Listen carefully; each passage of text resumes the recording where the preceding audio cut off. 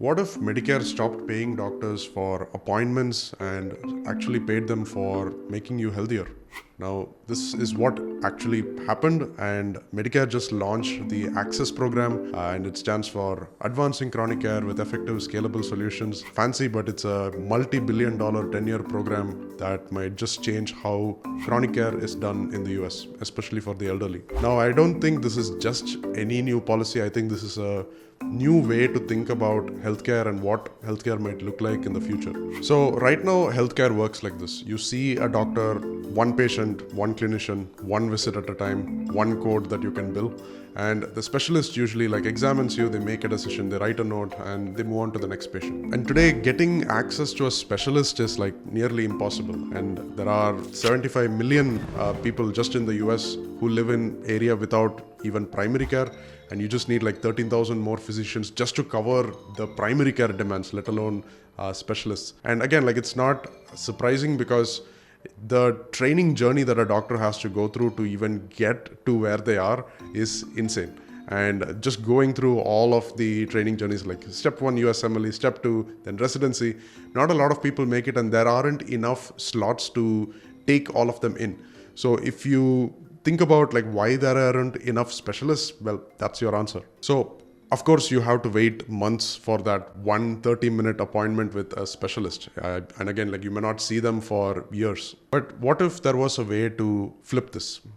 Now imagine an endocrinologist, right? Managing a population of 5,000 diabetic patients. They could sit in what I would call a battle station HQ, with all dashboards and monitors in front of them, showing the real-time glucose trends of all of these patients using continuous glucose monitors.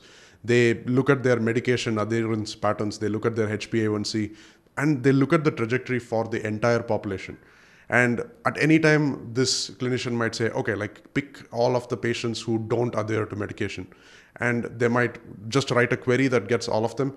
And they might say, okay, I'm going to deploy this new treatment plan where someone goes to their home and checks and makes sure that they are taking their medication right. Now, again, it's not something new. It's not science fiction. We are basically doing what we could with the technology available.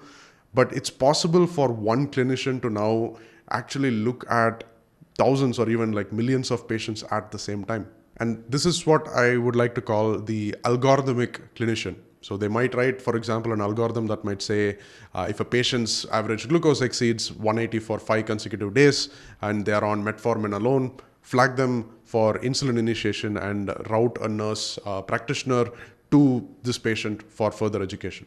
Now, on the ground, there are actually empathetic nurse practitioners and nurses who are really talking to patients and taking care of them. They are collecting all of this data. They're collecting, it's again trusted data. You know that they have done the examination. They have done all of these things. They are implementing treatment plans. They are, again, getting this real-time guidance from these algorithms that a specialist might have deployed for thousands of others. And this nurse is always on their feet. They're getting an alert. They know exactly what to do. They know which patients to call. And the nurse or the nurse practitioner is in touch with the patient. They know exactly what they are going through, but they get all of their decisions made and all of that support from the system. And the specialist is actually operating on the system, running these queries and deploying care at scale. Now, this again is completely possible today with the technology we have. So what are the barriers? Why hasn't this happened before? Well, there are two main reasons, and they're both really massive barriers. The first one is just infrastructure. We simply do not have the data infrastructure and the trust where you can send all of this data in real time from multiple data sources. So population health today works on snapshots. You compute the care gaps after a year of providing care, and the algorithmic clinician needs real-time data that they can monitor on the fly and make changes and deploy care on the fly, right? And we also don't have trusted data at every level. So for example, a trusted source of patient history, a trusted source of ECG findings, a trusted source of wearable device data. Right now, all of these data, they sit in different silos, and even when they are copied to different places and you can pull this data, how do you trust them? How do you know that this is actually accurate? Your Apple Watch doesn't talk to your EHR all the time. Your continuous glucose monitoring device doesn't prompt your specialist for further care. Now, the second barrier, which I think is even bigger, is the payment model. Now, I think until now, there has been no way to get paid, at least in the US, without a traditional code. So for decades, again, like the traditional healthcare in the US has been running on a menu of CPT codes. So they are stuck in this fee-for-service system that pays a doctor for the office visit, the specific procedure that they did, the test that they order. So again, like you can see how for that 15 minutes where you're actually in touch with the practitioner, they bill that code, right? Like, so there is only like one visit in every 3 months and they get paid for that. But like modern digital health does not work that way. Like you can make all of these adjustments and changes without having a visit. You can have a smartwatch that tracks your heart rate. The app can coach you on how to monitor your blood sugar. You could have a teleconsultation visit with your practitioner, and you could form a network with other people with the same diseases, and like all of you go out together and do some fun activity to keep you healthy. Now, traditionally, a company monitoring your blood pressure daily through a device and adjusting your care plan remotely didn't usually fit into the specific CPT code, right? And although there is like remote patient monitoring and there are codes now, this again, the whole model of making sure a patient stays healthy is still not the norm. And when we talk about our algorithmic clinician who like actually does queries on a massive data set of patients and actually flags 200 patients for medication adjustment, there is literally no way to get paid for that. There is no billing code for that. So all of these innovative tech-supported care options have basically been walled off to the 65 million citizens of the US who are under Medicare. Now, again, you could build the most elegant population health platform in the world, but if Medicare doesn't pay for it, it doesn't matter. Now that just changed. Medicare just dropped a 10-year multi-billion-dollar bet called ACCESS, and it is launching on July 1st of 2026, just next year. And I think the core idea is simple. Like instead of paying you for what you do and what codes you can bill, the CMS will pay for the results that you achieve. Now they are calling this outcome aligned payment. So organizations will receive a recurring payment for managing a patient's condition. But they'll get a full payment, sort of like a bonus, which is tied to actually improving the patient's healthcare outcome. So for example, did the HbA1c of a patient come down? Did their blood pressure normalize? Now again, that is what triggers these full payments. And here's the key, like access organizations can deliver care however works best. Like they can do in person, they can do virtual, asynchronous, algorithmic, whatever, like whichever fits this patient. The CMS is saying, we don't really care how you deliver this care, we just care that it actually works. Now, ACCESS focuses on 4 clinical tracks. There is the cardio, kidney, metabolic conditions, which cover things like diabetes, hypertension, CKD, heart disease. Then there is the chronic musculoskeletal pain, and then there is the depression and anxiety track.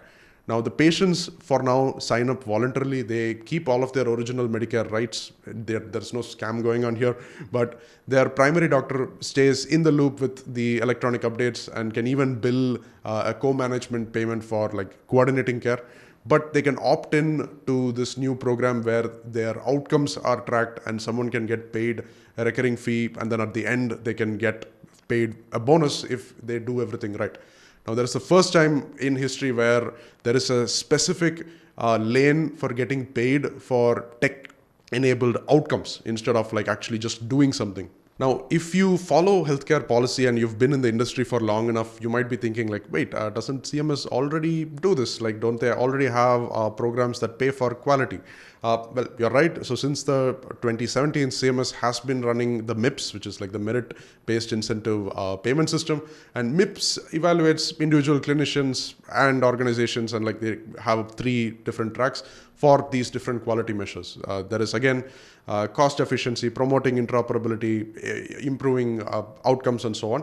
But if your score is above a certain threshold, you get the bonus, and if you're not, there is a penalty. But the critical difference is that MIPS actually operates within the fee-for-service environment. So you still bill the visits, you still have CPT codes.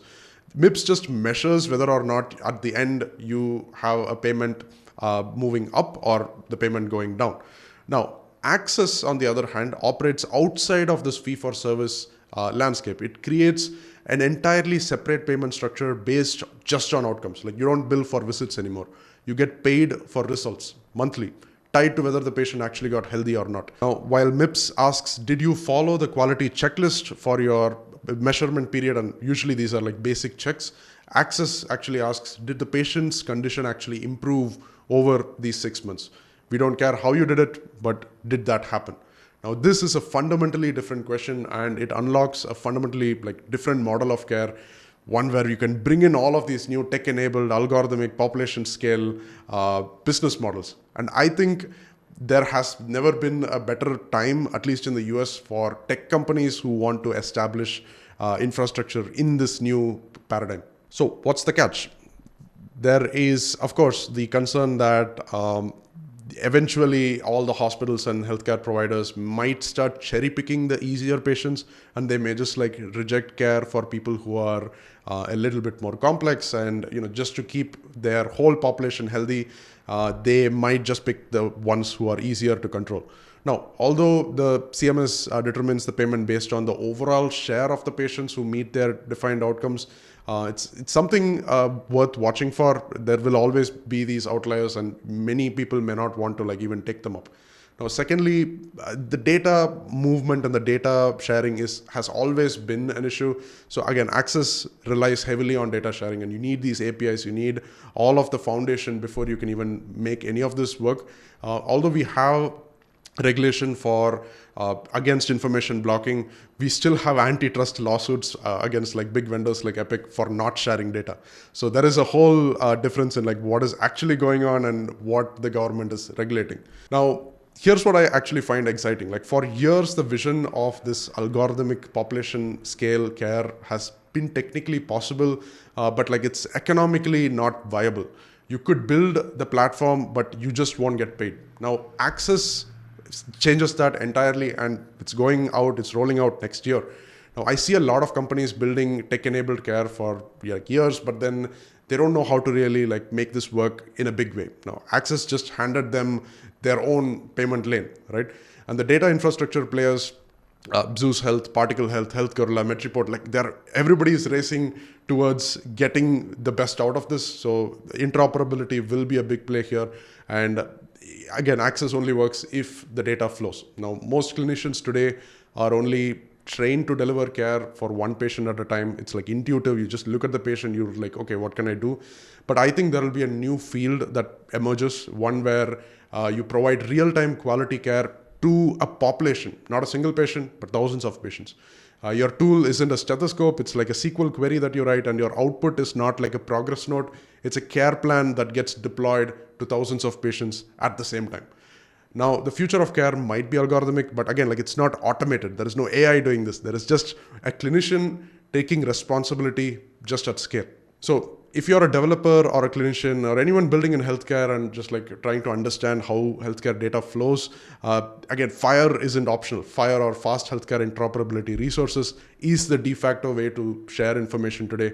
And we have a completely free fhir fundamentals course that you can check out, and there is a link down below in the description. If you're interested, just sign up today.